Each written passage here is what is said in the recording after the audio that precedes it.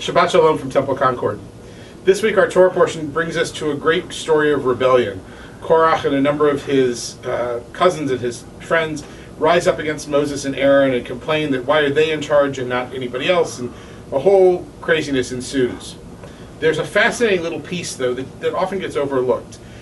Moses' reaction is not healthy. Moses flips out, says God's going to determine this, and goes to God and cries to God, and God comes in. But before that, Moses sends messengers to Datan and Aviram, two of Korach's kids, to try and work a backside deal. And there's a fascinating lesson to learn there, which is when we're having a difficulty, do we hit head on and allow our emotions to go, or do we also try to work the problem from multiple angles? Had it worked, Moses might have earned himself a Nobel Peace Prize, had they been invented back then, but he was at least trying.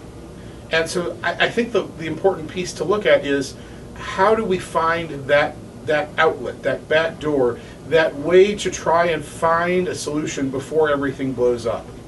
It's hard to do because it takes the ability to calm down, to let one's emotions subside for just enough time to think through other options. And most of us, when we get upset, as Moses was in the portion, just start moving really fast, and we don't have that ability to slow ourselves down. And so I think in that one little instant when Datan and Aviram come into play, Moses is teaching us a really important, fascinating lesson. Take a deep breath. Pause for just a moment. See if you can get your wits about you better. See if there's another way to do it. Now, it ultimately doesn't work, but the attempt is notable and it's worth exploring. I hope you'll join us for Shabbat services. This Friday we are at Onondaga Lake Park as we celebrate the 4th of July, a day late, but it will be a lot of fun nonetheless. A barbecue with burgers and hot dogs.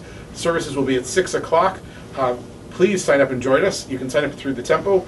Obviously we'll be closed on the 4th, but other than that, call and let us know. Saturday morning we celebrate the bat mitzvah of Olivia Smolin at 11. At 10, of course, we have Torah study. In the coming week, we're in summer hours. Our offices are open from 9 to 3. And next week, things will be a little bit more quiet. I'll actually be off at camp, serving on the faculty, the rabbinic faculty at Eisner Camp. So next week's video will be live from camp, and I look forward to sharing that with all of you.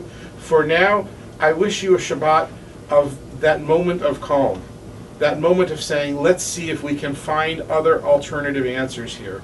Let's see if we can somehow or another dissuade ourselves from the higher emotional level that we might be in, and see if we can figure out a way around the problem. I can't say it will always work, but I do know that it's worth the effort to try and find. Shabbat Shalom for now. Look forward to seeing you at the temple.